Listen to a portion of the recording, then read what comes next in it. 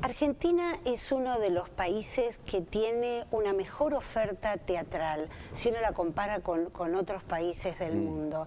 Vos que has vivido afuera, más allá de que ha sido una experiencia dolorosa porque es la del exilio, ¿vos esto lo podés confirmar? Sí, sí. Yo tengo el orgullo de decir que yo esto lo sentía, lo percibía mucho antes de que justamente en el exilio, en diciembre del 74, mientras yo estaba en México, país al que le estoy eternamente agradecido, me llegó a mis manos un suplemento de fin de año del New York Times, esos que vienen temáticos, sobre ballet, sobre ópera, llegó el de teatro y me sorprendió mucho, para bien, leer que el New York Times ponía a Buenos Aires en el año 74 entre las 3 capitales más importantes del mundo, teatralmente hablando. Y yo eso lo sé porque me dediqué a hacer un poco de estadísticas. Yo creo que es así, y es un país con una enorme tradición teatral. Y me refiero al país, no solamente a Buenos Aires, porque no es casual que se hayan hecho tantos teatros. Nosotros tenemos teatros en todo el país y fundamentalmente eso es gracias a la colectividad española y a la colectividad italiana. Si no fuera por ellos, nosotros tendríamos el 5% de los teatros que tenemos. Ellos que vinieron y dijeron vamos a dejar un testimonio de que acá estamos y acá nos quedamos, hicieron una cantidad de teatros maravillosos, incluso en una sana competencia a ver cuál era más grande, más bonito. Y gracias a ellos hubo cine en toda la Argentina, se transformaron en cine en un momento. Y creo que es un país que tiene una enorme actividad teatral, con sus más y sus menos, con momentos más brillantes y otros menos. En este momento, por ejemplo, creo que hay un déficit enorme de autores argentinos en la cartelera más importante de Buenos Aires, a pesar de que hay autores de mucho valor. Pero en los grandes proyectos de producciones importantes no tienen presencia. Sobre todo en lo que llamaríamos la vidriera comercial, ¿no es cierto? Porque tiene mucha menos presencia que en los años 70, por ejemplo. Así es. Y quisiera preguntarte, como hombre de la cultura, ¿cómo ves la cultura argentina hoy? ¿Y cómo ves el país hoy? Bueno, esa es una pregunta para 2 o 3 horas que no voy a poder dar. No, el fenómeno cultural en la Argentina es realmente de una enorme potencialidad, tenemos para todos los gustos, hay un gran entusiasmo desde siempre de toda la gente del país por expresarse artísticamente a través de los teatros, de la pintura, de los coros que no tienen la suficiente difusión, pero que hacen una gran tarea.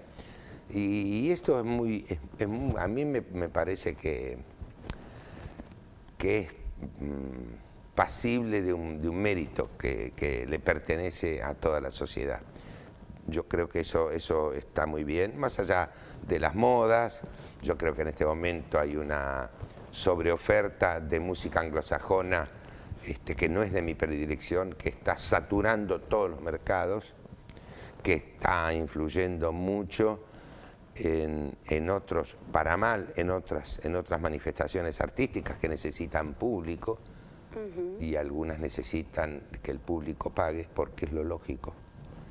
Hay un hábito generalizado de que es una buena política dar espectáculos gratuitos a la gente, y yo creo que no es del todo así, porque lo que cuesta vale.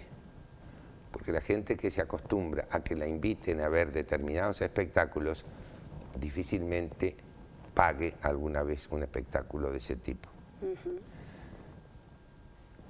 En contrario sentido, nos visitan centenares de grupos extranjeros de música, de rock y este tipo de variantes, y a nadie se le ocurre pensar qué barbaridad que hay que pagarlos. Pagan y aparece el dinero, no hay limitaciones en ese sentido. He sabido espectáculos para adolescentes cuya entrada más barata costaba 600 pesos y la gente iba. Y después van a los teatros si es gratuito o es así. Yo creo que es importante que la gente también lo pueda invertir en eso y con gusto. Más allá de que Buenos Aires es una ciudad que nos permitiría disfrutar de todo tipo de espectáculos, de muestras, manifestaciones artísticas gratuitas que no alcanzaríamos a ver ni viviendo de rentas, ni viviendo de rentas. Eso, en ese sentido tenemos que sentirnos orgullosos y agradecidos de estar en esta ciudad. Y te preguntaba por el rumbo de la Argentina, si tenés una opinión que quieras expresar. Como hombre que me he interesado por la política, creo que el motor de todo eso es el optimismo. Uno se dedica a la política porque es optimista, no sabe bien por qué, pero porque cree que las cosas van a mejorar. Y en este no es un momento en que me encuentre tan optimista como otras veces, porque creo que hay problemas muy graves que no se solucionan enseguida. Hemos tenido varias muestras de cómo es cierto que una crisis económica se puede resolver en 1 o 2 años. La crisis cultural que hay en la sociedad argentina no se resuelve de un día para el otro. ¿Vos te referís a convivencia? A la convivencia, a la forma de convivencia. Está muy mal, no nos damos cuenta, nos parece que es normal, que esto es lo peor. El maltrato, un país que hace culto de su sentido de la amistad, destrata a la gente que no conoce como si fueran enemigos. Esto es una cosa muy complicada. Y después hay problemas de una enorme gravedad. El tema de cómo ha caído la calidad de la educación en la Argentina no se resuelve de un día para otro. Va a llevar muchísimo tiempo.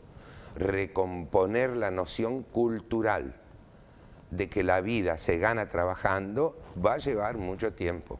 Recuperarlo, porque en la Argentina hubo un tiempo que la gente se sentía orgullosa de tener trabajo, había trabajo, se le ofrecía trabajo y bueno, y era fantástico, uno vivía de eso. Yo creo que hay sectores muy importantes de la Argentina que no tienen esa noción cultural, que es lo básico. Para vivir hay que trabajar. Fenómeno. Y estas cosas van a llevar mucho tiempo si es que nos llegamos, si pudiéramos ponernos de acuerdo en hacer una política de Estado, que está tan meneada en este momento esa expresión. Una política de Estado es, por ejemplo, lo que se llevó adelante en la Argentina cuando alguien dijo hay que educar al soberano. Eso, que terminó siendo la Argentina el primer país del mundo que erradicó el analfabetismo, llevó 40 años de una política de educar al soberano y de igualar a todos y de darle esas posibilidades en un momento largo de la vida del país, donde efectivamente una maestra y un maestro, un personaje de la sociedad. Era un personaje de la sociedad. Sí, quizás sean las crisis, las consecuencias de la dictadura, ¿no? Hay algún autor, no siempre. Hay por allí un autor polaco muy interesante que dice que el árbol del pensamiento es lo último que tarda en florecer después que pasa la dictadura. Así que a lo mejor nos faltan unos cuantos años, ¿no? Sí, pero es que hay cosas que hemos perdido, no que no hemos tenido nunca, que hay que recuperar, no que hemos perdido.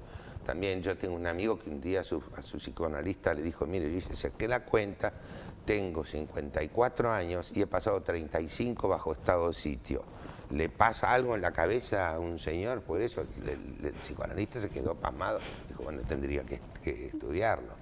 Pero sin embargo algunas cosas se hicieron porque las conocimos.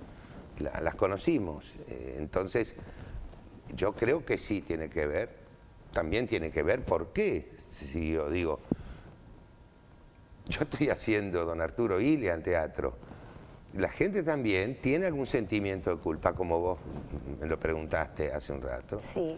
Si no le da algún escozor, el no haber movido un dedo cuando lo sacaron del gobierno Arturo Illia, que fue un gobierno extraordinario. Hoy no hay ningún político ni económico que desconozca lo que fue la realidad de ese país en ese momento, si supiéramos lo que hizo en 3 años.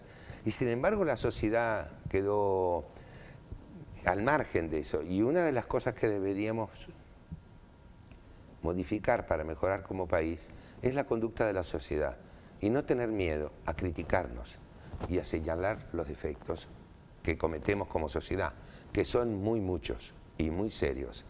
Por ejemplo, no recuerdo entre estos años en que se cuidó muy bien de que cada uno pueda manifestarse como quiera, donde quiera, aún a despecho del resto de los vecinos o conciudadanos, que era una viva la viva, que todo el otro día descubrió la presidenta que no hay derecho a hacer un corte de ruta. Hace 9 años que estamos así viviendo.